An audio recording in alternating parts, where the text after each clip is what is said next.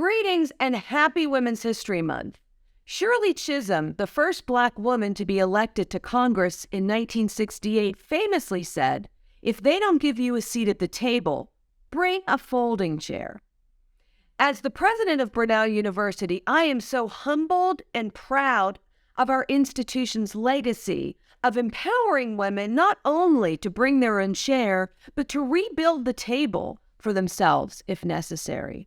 And since 1878, we've been dedicating ourselves to providing access, education, and leadership opportunities to women, and then, of course, to men. But regardless of your gender, you've chosen to be affiliated with an institution that believes we all have incredible gifts, and we are better together when those gifts are shared. One of Brenau's premier events, the Women's Leadership Colloquium, is gearing up for March 24th. Sponsored by the Women's College of Brenau University, the event follows the D year, Diversity, Inclusion, and Global Perspectives. And I am so looking forward to welcoming two amazing alumni and a vice president from Amazon.